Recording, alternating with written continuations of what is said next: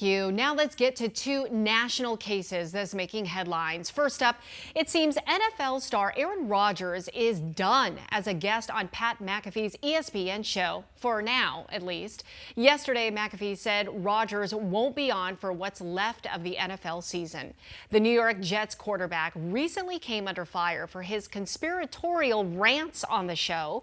Last week, Rodgers falsely suggested late-night ABC comic Jimmy Kimmel might appear in documents linking him to the deceased pedophile Jeffrey Epstein. Kimmel has since threatened legal action. So let's get into the mind and motive. Dr. Katherine Kuhlman of Kuhlman Psychology and Consulting joins me once again. Katherine, why do people believe in these conspiracy theories and misinformation to begin with? Well, there's a couple of personality traits that kind of make a person more apt to believe in some of this stuff, but ultimately what it comes down to is that the reason that people believe in conspiracy theories or misinformation is that they're trying to make sense of something that is either making them feel unsafe or is putting them into some kind of distress. But even if it's going to land them in hot water, it's one thing, right, to believe in these kinds of theories. It's another to be a public figure and spread that out and make these allegations that is now landing him in legal trouble. Yes, I mean, at the end of the day, Aaron Rodgers is still going to be a millionaire, so maybe this is not he doesn't mind. But when you look back in time, I mean, this feud with Jimmy Kimmel started back in 2021 when Kimmel criticized Rodgers for his view on the COVID vaccine, right? Right. And so that it kind of snowballed. So now we've got this feud, and so if Aaron Rodgers goes and makes such a wild accusation about Kimmel being on Epstein's list, which is obviously horrible, right? Then it's like, okay, I'm the superior one, and I'm going to put you back in your place. So this is just like a back and forth fight. It's, it just seems like, okay, you picked on me, I'm going to pick on you back.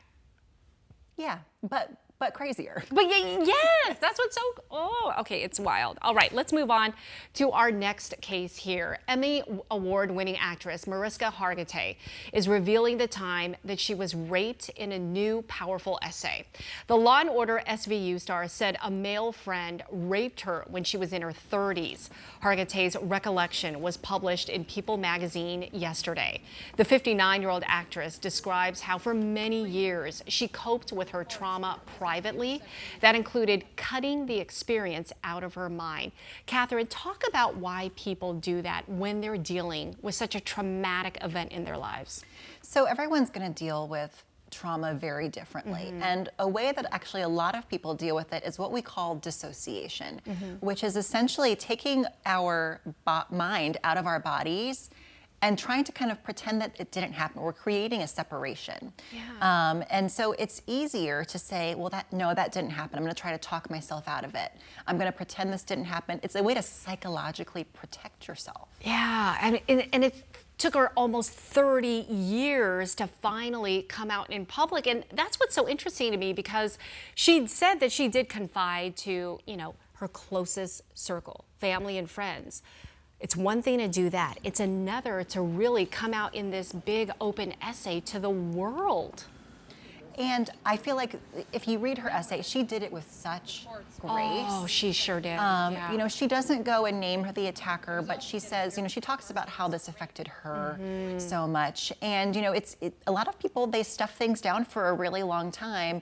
And it sounds like actually talking about this with her friends and her friends actually naming what this was what really flipped the switch for her.